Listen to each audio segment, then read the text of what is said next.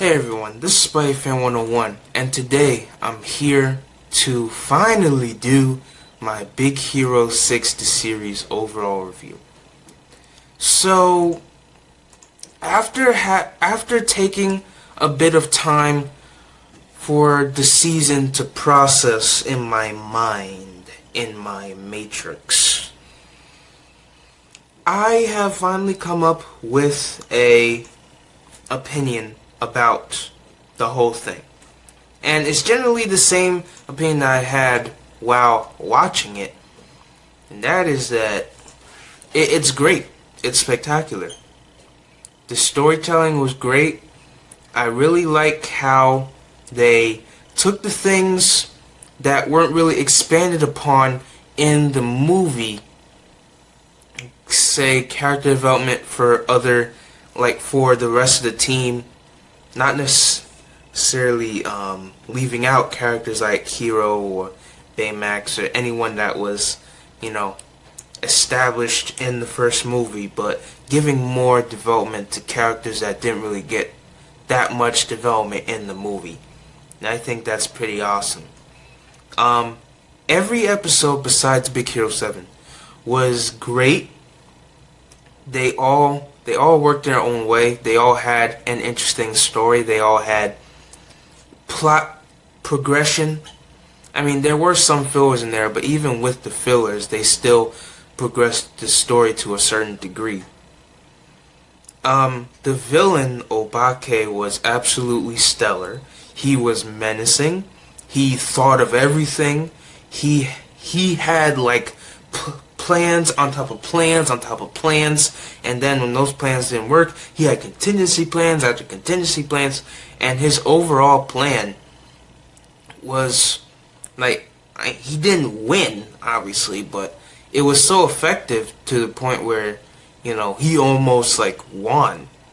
And so I feel like Obake as a villain was very effective. In terms of the jokes, they were fine. Some of them could have been handled better, I will say.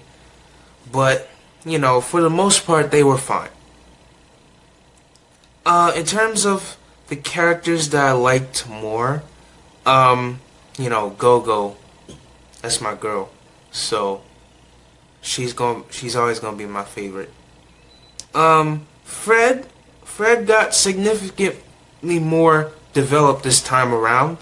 So did Wasabi. Not necessarily Honey Lemon. And now that I think about it, Wasabi didn't really get that much development either. But we did get some developments on Gogo. We did get developments on Fred as well. We still got some more developments on Hero and Baymax. Actually, those are the main, Hero and Baymax are the main two. So, obviously they're going to get the most development. But, in terms of which characters got the most development, I feel satisfied. The episode quality on all of them ranged from a 7 to a straight out 10. There was never an episode besides Big Hero 7 that went outside of that grading range. And I feel like that is very good. Especially for a show like this, because with shows that are continuations of movies, sometimes they could go really downhill.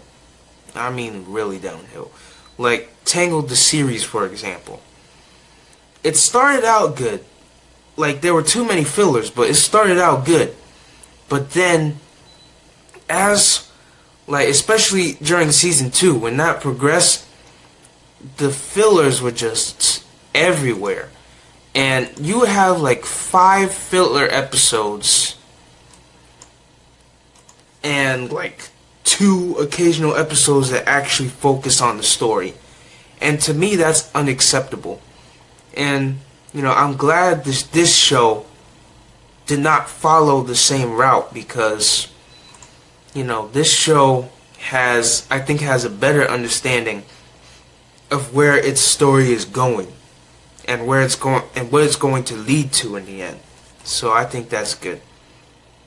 And obviously, my one gripe, now that I talked about the positives, let me go into the negatives real quick. And there's not that much, but a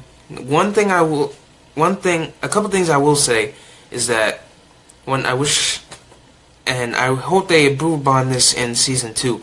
I hope we get more character development for Honey Lemon and Wasabi specifically, and more character development for Go-Go would be nice, because we got some more developments with Hiro, Baymax, and Fred specifically. We got the Mirahara Woods episode, which kind of gave more development to Go-Go. Not that much, but just like subtle hints towards more development and backstory. But in season 2, I'd like to see more of that. So I hope they improve upon that. And obviously the biggest gripe that I have is Big Hero 7. What a waste of an episode. That episode was terrible.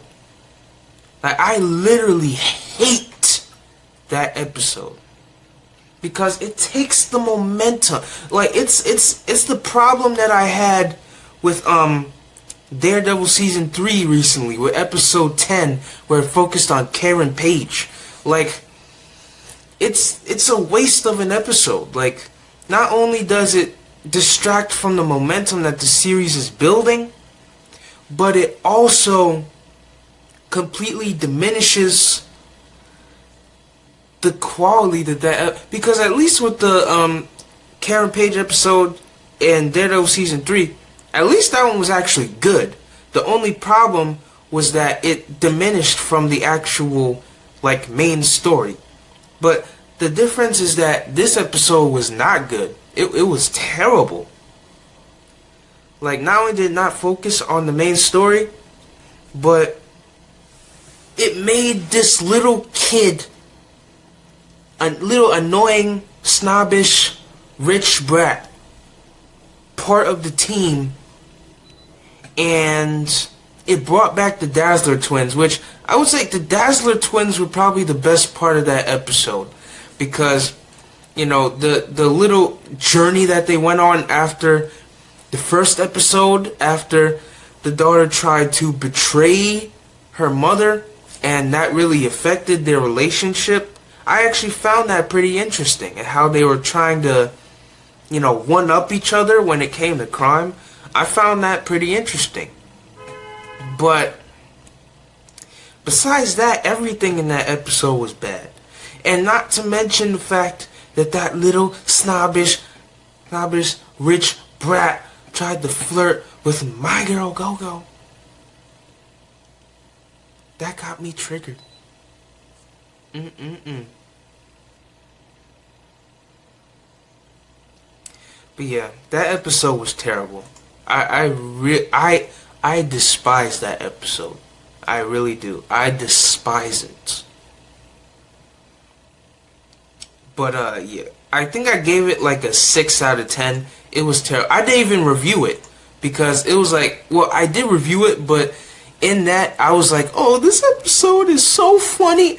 Like, the only part of that episode that was good was the Dazzler twins plot, and the that scene where the Dazzler twins make up and reunite, and Fred's crying because the moment's so beautiful and there's music playing. That was the only funny part of that episode. Everything else was crap. So yeah, that episode is 6 out of 10. But it didn't bring down the quality of the actual season, the overall season, which thank God. But overall, Big Hero 6 Season 1 was great. It improved upon some of the small mistakes that the movie did, which they were only small small issues with the movie. But it improved upon those things, and it told its own story. It didn't rely on nostalgia from the movie to progress its plot. And it told a new, refreshing story that got me not only intrigued, but at the end was super, super satisfying. So at the end of the day, I'm going to have to give Big Hero 6 Season 1 a 9.5 out of 10. Obviously, the reason I give 9.5 out of 10 is because some of the elements like less character development and Big Hero 7 brought it down just a point. But this season was great, and if you haven't watched it, I'll put the link to Disney Now in the description. And all you need to do is put in your TV provider, create an account there, put your favorite shows on there, see what your favorite shows are, and then you're in. You can watch it, the whole thing. But if you go on Disney Now right now, no pun intended, all the episodes are there, and all of the shorts as well are there. So everything for Big Hero 6's series is on Disney Now. So if you want to watch it but don't want to pay for it, Disney Now is the perfect solution. So yeah, I'll put that in the description. But yeah, 9.5 out of 10. I'm Spidey Fan 101 saying peace.